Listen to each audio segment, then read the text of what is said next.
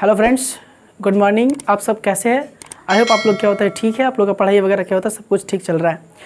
आज हम लोग इस वीडियो में बात करेंगे रियल नंबर के एक नेक्स्ट क्या होता है टॉपिक के बारे में। जो टॉपिक हमारे पास है अपरिमेय संख्याओं का पुनर्भ्रमण यानी रिविजिटिंग। आज हम बात करेंगे रैशनल्स एंड इरेशनल्स के बारे में। इस वीडियो में हम रैशनल और इरेशनल के बारे में क्या होता है चर्चा करेंगे।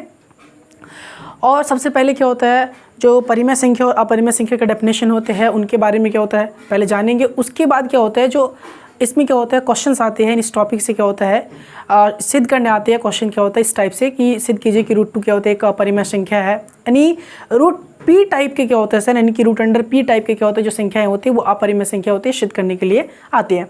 तो चलिए सबसे पहले देखते हैं कि परिमेय संख्या और अपरिमेय संख्या क्या है। तो सबसे पहले हम देख लेते हैं कि परिमेय संख्या किसको कहेंगे।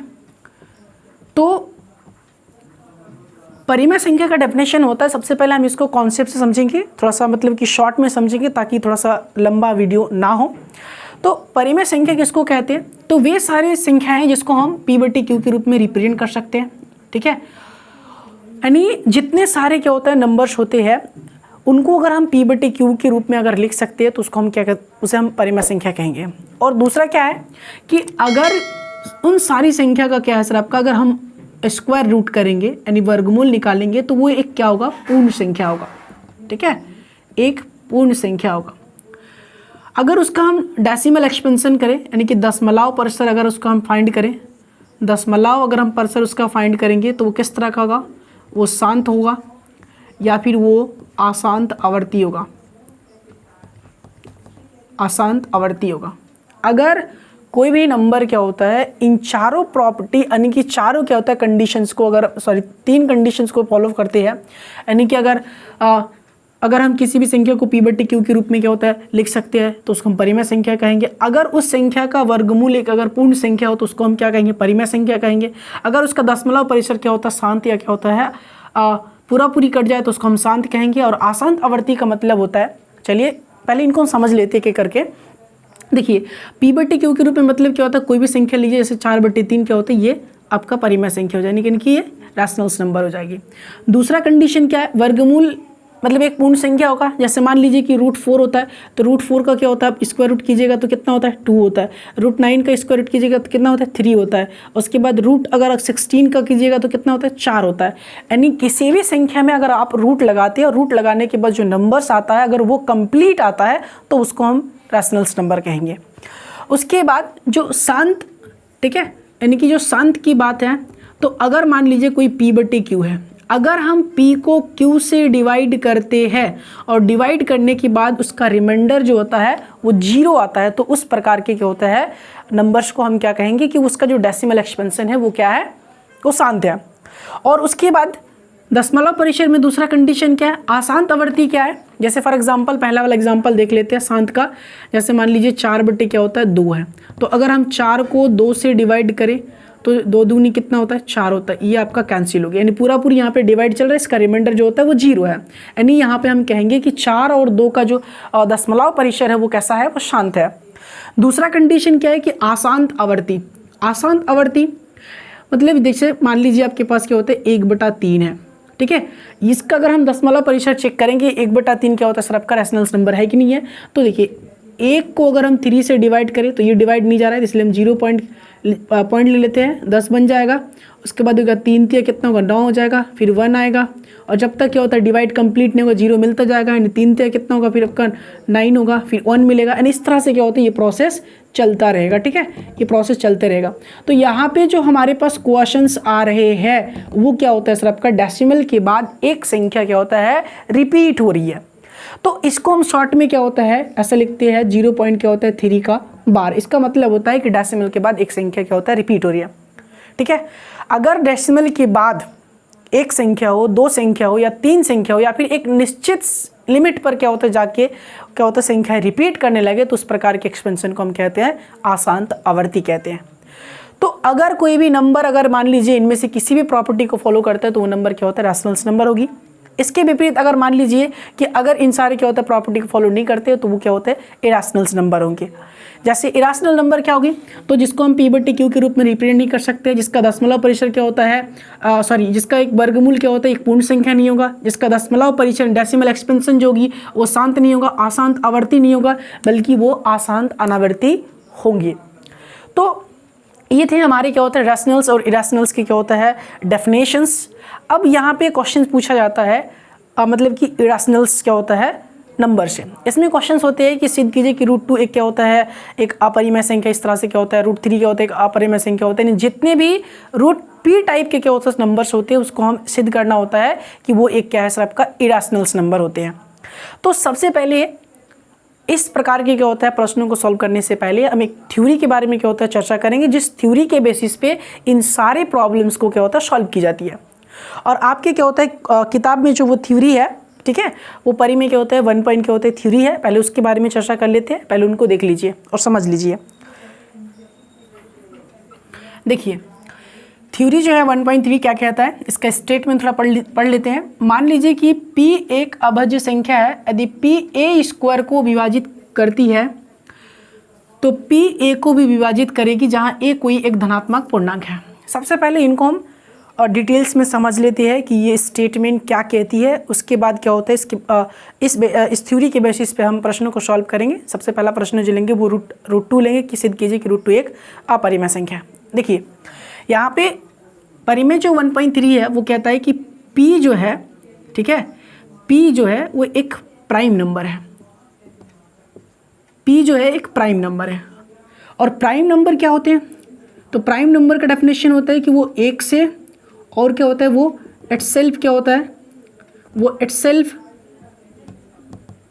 वो डिवाइड हो जाए। अगर कोई भी नंबर एक से और वो खुद से डिवाइड हो रहा है इसका मतलब वो प्राइम है। तो यहाँ पे p जो है वो एक प्राइम नंबर है, ठीक है। यदि p a² को विभाजित करती है, मतलब अगर मान लीजिए कि यानी p जो प्राइम नंबर है वो अगर किसी भी नंबर के स्क्वायर को डिवाइड करती है तो p जो है वो a को भी विभाजित करेगी। यानी समझ लेते हैं, देखिए अगर हम मान लेते हैं कि माना कि, ठीक है, माना कि a कोई धनात्मक पूर्णांक है, a कोई धनात्मक पूर्णांक है, धनात्मक पूर्णांक है, और ये कोई धनात्मक पूर्णांक है, ये धनात्मक पूर्णांक क्या होता है इसको हम भाज्य संख्या मान लेते हैं क्योंकि इसका फैक्टर करना है।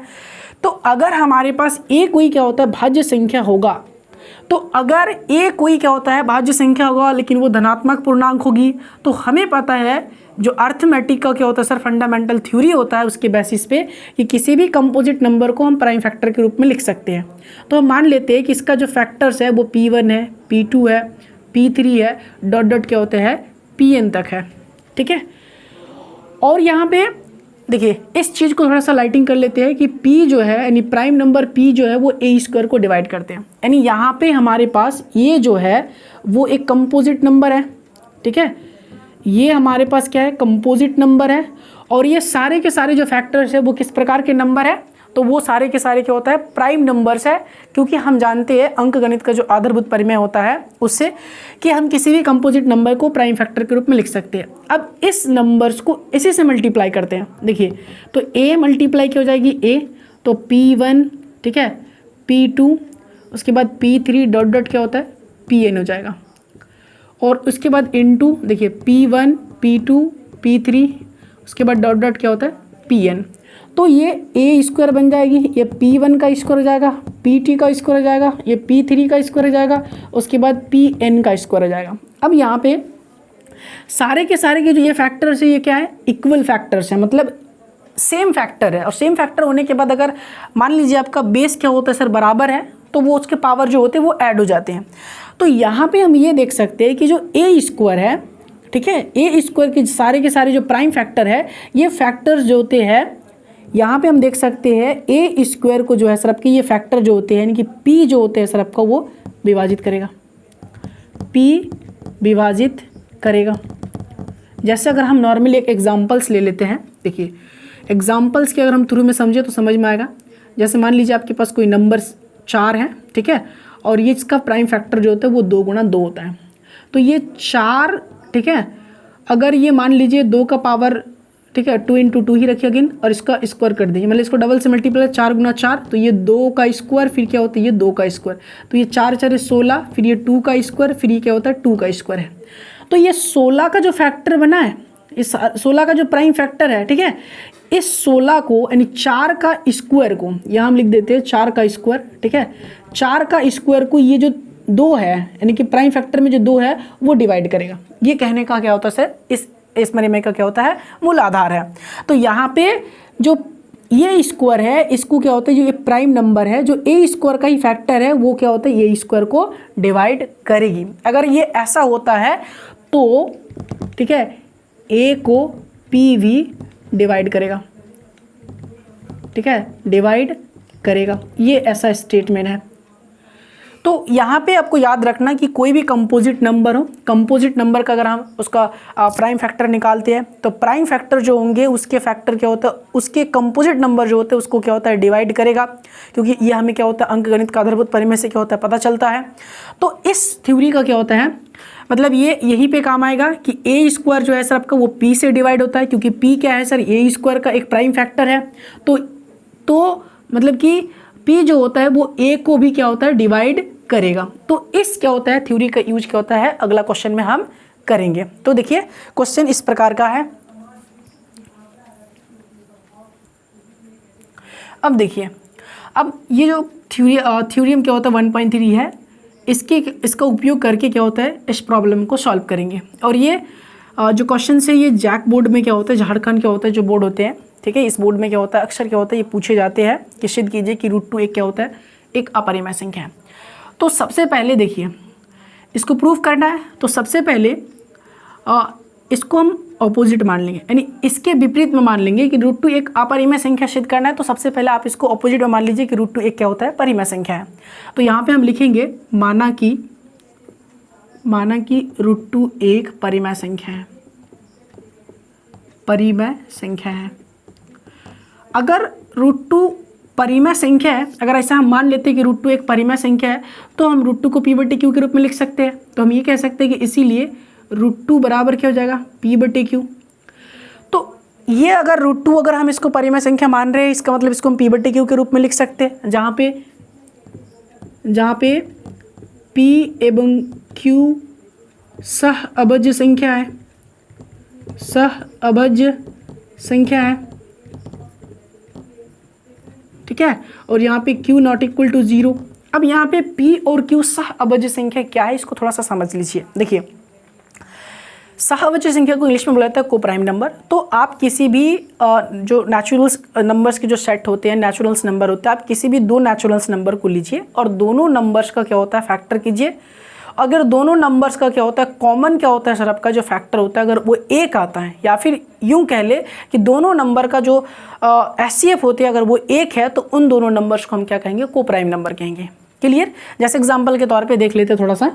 अगर देखिए 2 और 3 हमने क्या होते हैं 2 नेचुरल्स नंबर लिए, 2 का जो फैक्टर्स होते हैं वो 1 और कितने होते हैं 2 होते हैं। 3 का फैक्टर क्या होता है 1 और क्या होता है 3 होते हैं। दोनों की क्या होता है फैक्टर में जो कॉमन फैक्टर वो 1 है।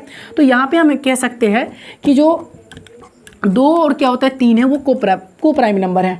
ठीक है।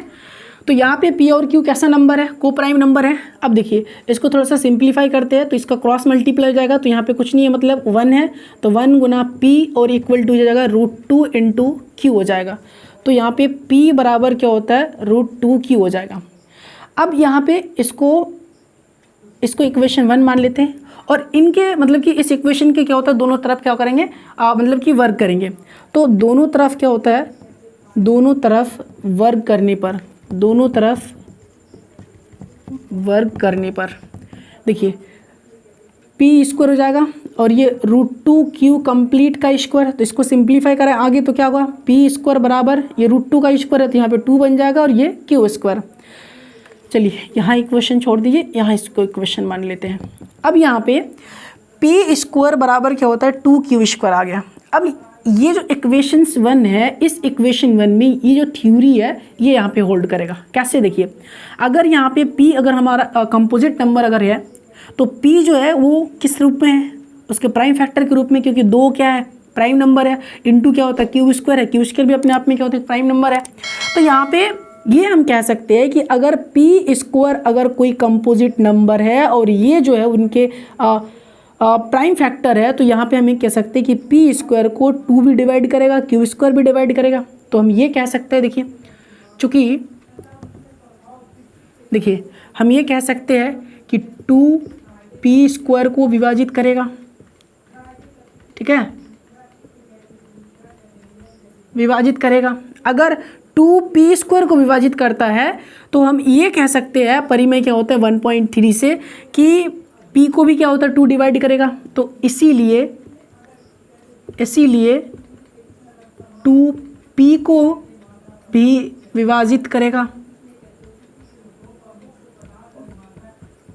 ठीक है।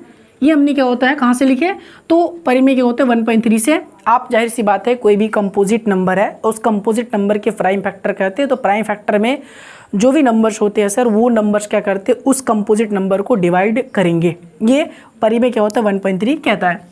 अब देखिए, अब यहाँ पे हमने पी स्क्वायर को क्या होता है पी स्क्वायर जो है सर उसको हमने 2 के फैक्टर में क्या होता है रख दिए। अब यहाँ पे हम क्या करेंगे पी स्क्वायर के जगह में कोई दूसरा वैल्यू रखेंगे। देखिए पी स्क्वायर के जगह में हम रख देते हैं यानी कि पी बराबर रख देते हैं 2r, ठीक है, 2r रखने पर 2r रखने पर अब यहाँ पे अगर हम क्या करेंगे 2q स्क्वायर बराबर P square, that implies 2q square, P square की वैल्यू क्या है 2r, ठीक है। समीकरण 1 में p बराबर 2r क्या होता है समीकरण 1 में, थोड़ा सा इसको लिख देते अच्छी तरह से, समीकरण 1 में रखने पर, ठीक है। अब देखिए अगर हम p के जगह में p बराबर क्या होता है 2r सब्सटीट्यूट कर रहे तो यहाँ पे क्या होता है 2q स्क्वायर बराबर क्या हो जाएगी 2r कंप्लीट का square, that implies 2q square बराबर 4r स्क्वायर। थोड़ा सा इसको अगर हम सिंप्लीफाई करें तो q स्क्वायर बराबर क्या होता है 2r स्क्वायर बनेगा, इसको इक्वेशन 2 मान लीजिए। अब देखिए अब फिर कह सकते हैं कि अगर q स्क्वायर यहाँ पे क्या होता है कोई कंपोजिट नंबर है तो यहाँ पे उसके वो प्राइम फैक्टर है। अगर ये कंपोजिट नंबर है और ये इनके अगर प्राइम फैक्टर है तो ये जो फैक्टर्स है क्या है सर ये q स्क्वायर को भी डिवाइड करेगा। तो फिर यहाँ पे हम अगेन लिखेंगे चूँकि q स्क्वायर, ठीक है, q स्क्वायर को 2 विभाजित करता है,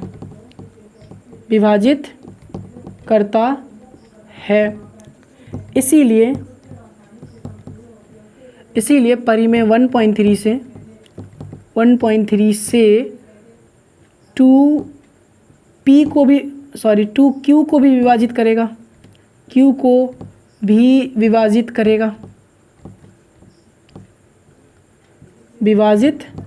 करेगा। अब थोड़ा सा आप इक्वेशंस 1 को देखिए और इक्वेशन 2 को देखिए। यहाँ पे जो इक्वेशंस 2 है और यहाँ पे जो इक्वेशंस 1 है आप देख सकते हैं पी स्क्वायर और क्यू स्क्वायर के जो प्राइम फैक्टर है उसमें जो उसका 2 क्या है सर आपके फैक्टर मिल रहे हैं। लेकिन अगर हमारे पास क्या होता है कि P और Q अगर मान लीजिए वो को प्राइम नंबर है तो उसके प्राइम फैक्टर में कॉमन जो क्या होता है सर आपका फैक्टर होता है वो 1 के अतिरिक्त कोई नहीं हो सकता है। लेकिन यहाँ पे हमने जो सारा चीज़ क्या होता है परिमेय संख्या मान करके सॉल्व कर दिए, लेकिन हम देख रहे हैं कि P और क्या होता है Q में क्या होता है सर आपका जो कॉमन फैक्टर है वो 2 आ रहा है। इसका मतलब है कि हमने जो सारे के सारे के हमने एविडेंस क्या होता है दिए वो सारे के सारे एविडेंस क्या होता है गलत साबित हो रहा है। यानी जैसे हमने क्या होता है स्टार्टिंग में मान लिए थे कि √2 एक परिमेय संख्या है, तो ये क्या है सर जो भी हमने एविडेंस पेश किए क्या वो परिमेय संख्या होने के लिए कैपेबल नहीं है, ठीक है। तो हम ये कह सकते हैं कि ये सारे के सारे जो तर्क है सर आपके वो हमारे एविडेंस के विपरीत है। तो इसीलिए हम कह सकते हैं कि √2 क्या है सर आपका एक अपरिमेय संख्या। थोड़ा सा भाषा है इनको लिख देते हैं। देखिए थोड़ा सा आप स्क्रीनशॉट ले लीजिए, हम थोड़ा सा ऊपर मिटा रहे हैं। देखिए अब इनके कुछ भाषा है इनको लिख देते हैं। तो यहाँ पे हम देख सकते हैं कि P और Q में मतलब इक्वेशंस 1 को देखिए और इक्वेशन 2 को देखिए, P और Q में एक के अतिरिक्त क्या होता है सर आपका कोई मतलब कि गुणनखंड जो है वो 2 है। तो हम यहाँ पे लिख सकते हैं चूँकि P एवं क्यू में एक कम से कम, ठीक है, पी एवं क्यू में कम से कम एक उभयनिष्ठ गुणनखंड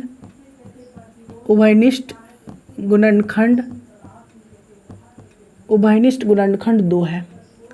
आप थोड़ा सा यहाँ समझ लीजिए। देखिए, जैसे हमने इसको परिमेय संख्या माने थे, ठीक है, इसको ऑपोजिट मान के परिमेय संख्या माने थे, तो इसको हमने √2 को p/q के रूप में रिप्रेजेंट कर दिए थे। लेकिन p और q जो है वो कोप्राइम था, यानी p और q के कॉमन फैक्टर में वो एक होना चाहिए केवल और केवल। लेकिन यहाँ पे सारे के सारे क्या होता है, हमने सॉल्व करने के बाद देख रहे हैं कि p और q में जो है वो उभयनिष्ठ गुणनखंड कितना है, 2 है। यानी हमने जितने भी तर्क दिए हैं, ठीक है, इसको क्या होता है, परिमेय प्रूफ करने के लिए वो तर्क क्या होता है, कैपेबल नहीं है। तो हम ये कह सकते हैं, ठीक है, तो इससे परंतु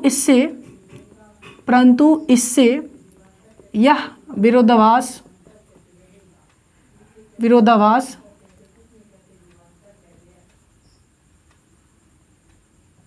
विरोधाभास प्राप्त होता है कि P एवं Q सह अभज्य संख्याएं हैं।